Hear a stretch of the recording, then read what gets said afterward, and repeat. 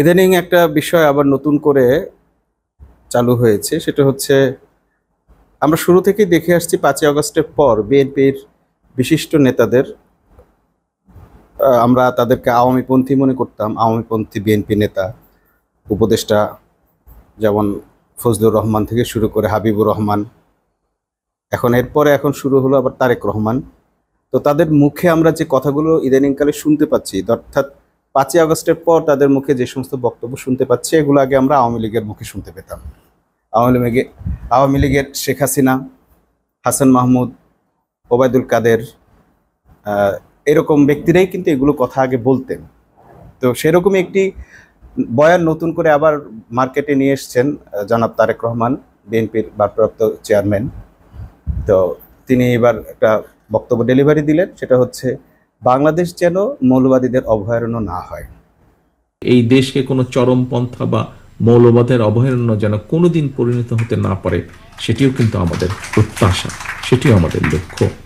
তো এই বক্তব্যটা আওয়ামী লীগের সঙ্গে মিলে যাওয়াতে তেমন কোনো ক্ষতি ছিল না, কারণ বাজারে আরও একটা স্লোগান আছে, আওয়ামী লীগ গেছে যে পথে বিএনপি যাবে সেই পথে, তারা সেই পথেই হাঁটছেন, এটা তার একটা প্রমাণ।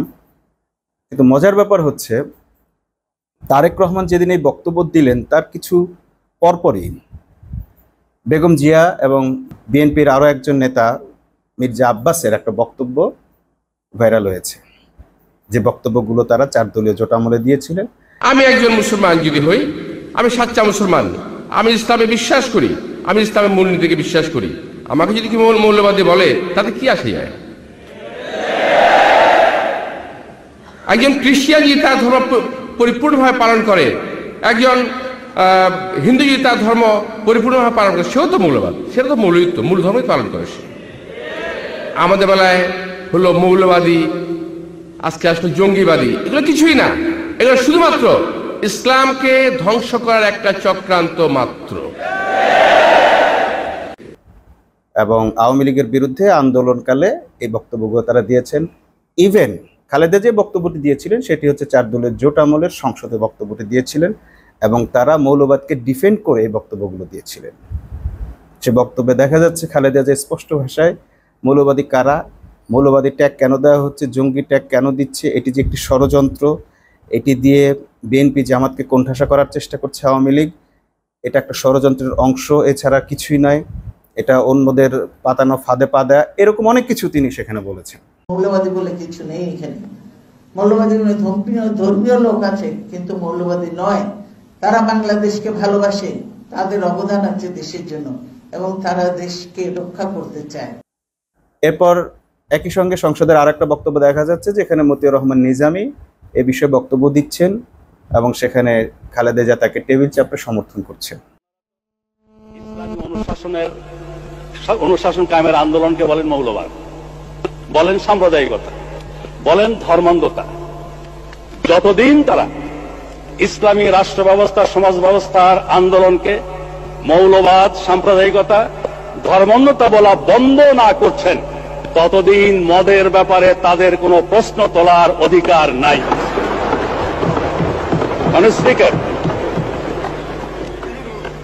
আরো একটি বক্তব্য পাওয়া গেছে, যেখানে আল্লামা সাইদি যারা মৌলবাদী বলে একটা শ্রেণীকে কটাক্ষ করছে, তার জবাবে বলেছেন যে আসলে ইন্ডিয়ার দালাল ছাড়া কেউ, বাংলাদেশে কেউ আমাদেরকে বা ইসলামিস্টদেরকে, ইসলামপন্থীদেরকে মৌলবাদী বলতে পারে না। আর অপরদিকে মির্জা আব্বাস শিবিরের একটা অনুষ্ঠানে স্পষ্ট বলছেন যে মৌলবাদী অর্থ কি, যারা মূলপন্থী, এবং তিনি নিজেকেও মৌলবাদী বলে দাবি করেছেন। এত কিছুর পর এখন তারেক রহমান যদি মৌলবাদীদের অভয়ারণ্য না হোক এটা চান, তাহলে আসলে তিনি কি চান? বেগম জিয়া বাংলাদেশে থাকবেন না? মির্জা আব্বাসের মতো লোকেরা বাংলাদেশে থাকবেন না? জামাত ইসলামীর লোকেরা বাংলাদেশে থাকবেন না? ইসলামপন্থীরা বাংলাদেশে থাকবেন না? আওয়ামী লীগ যাদেরকে মৌলবাদী বলতো তারা বাংলাদেশে থাকবেন না? তাহলে তো তার জ্ঞাতি গোষ্ঠী কেউই বাংলাদেশে থাকতে পারবেন না, যারা নিজেরা নিজেদেরকে মৌলবাদী বলে দাবি করেছেন এতকাল। তাহলে কি তিনি চান তারা বাংলাদেশ থেকে চলে যান? নাকি তারেক রহমান এই কথাটি আসলে কোনো একটি পক্ষকে খুশি করার জন্য বলেছেন? সেই পক্ষটি কি আওয়ামী লীগ নাকি ভারত? আওয়ামী লীগকে খুশি করার কোনো কারণ আছে বলে মনে হয় না, কিন্তু 5ই আগস্টের পর আমরা দেখছি বিএনপি ভারত তোষণ করে চলছে। বিএনপির প্রতিটি কথা আওয়ামী লীগের কাছাকাছি, আওয়ামী লীগের লোকদের কাছাকাছি, অর্থাৎ এটি একটি জায়গা থেকে স্ক্রিপ্টেড, এবং সেটি ইন্ডিয়া থেকে।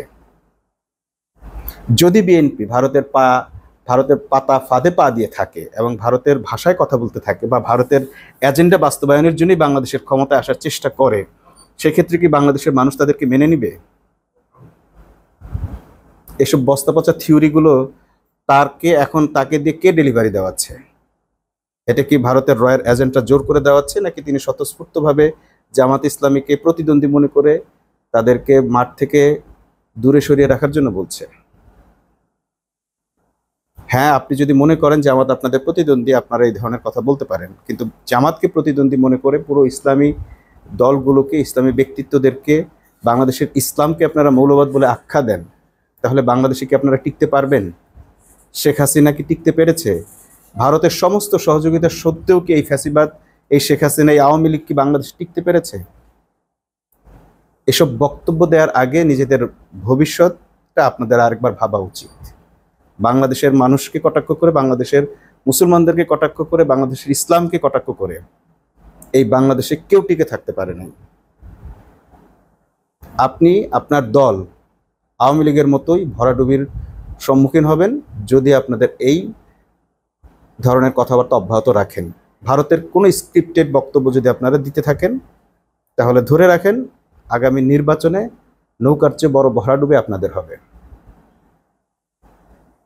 আর যদি এটা আপনাদের বিশ্বাস না হয়, আপনারা এইভাবে আপনাদের বক্তব্যগুলো দিতে থাকেন। একসময় আপনারা মৌলবাদীদেরকে ডিফেন্ড করেছেন, রাজাকারদেরকে ডিফেন্ড করেছেন, মন্ত্রী বানিয়েছেন, রাষ্ট্রপতি বানিয়েছেন, এখন রাজাকারদের বিরুদ্ধে, মৌলবাদীদের বিরুদ্ধে আপনারা উঠে পড়ে লেগেছেন। কারণটা কি? আপনাদের কি আর কোনো ইস্যু নেই? এই ইসলামী দলগুলোর আর কোনো ত্রুটি বিচ্যুতি বা আদর্শিকভাবে তাদেরকে ডিফেন্ড করার মতো আপনাদের কোনো ইস্যু নেই? তাদের কাউকে চাঁদাবাজিতে ধরা যাচ্ছে না, ধর্ষণে ধরা যাচ্ছে না, আর কোনো অপকর্মের সঙ্গে তাদেরকে জড়ানো যাচ্ছে না, যার ফলে সেই আবার আওয়ামী বয়ান, সেই ভারতীয় বয়ান দিয়ে আপনারা তাদেরকে ডিফেন্ড করার চেষ্টা করছেন। এটা একটা নোংরা খেলা। যাদেরকে আদর্শিকভাবে মোকাবেলা করা দরকার, রাজনৈতিকভাবে মোকাবেলা করা দরকার, তাদেরকে সেভাবেই মোকাবেলা করেন। যদি না পারেন, তাদের চেয়ে ভালো আদর্শ উপস্থাপন করেন। সেই বস্তাপচা ৭১, সেই বস্তাপচা মৌলবাদ থিওরি, রাজাকার থিওরি, এসব কপচানো বন্ধ করেন। এভাবে এক একটা করে বক্তব্য দিবেন, আর আপনাদের বক্তব্যের কারণে আপনাদের ভোট আস্তে আস্তে কমছে। আপনারা ইতিমধ্যে একটা গবেষণায় দেখেছেন, জরিপে দেখেছেন, আপনাদের ভোট আগের চেয়ে অনেক কমে গেছে। সুতরাং আপনারা যাদের বিরুদ্ধে এসব কথা বলছেন, তাদের তুলনায় আপনাদের ভোট নিম্নগামী হচ্ছে। আপনাদের এসব কথা নিজে বন্ধ করবেন, এবং যারা বলছে, আপনার যে উপদেষ্টারা বলছে, তাদেরকেও বন্ধ করার ব্যবস্থা করবেন। আল্লাহ হাফেজ।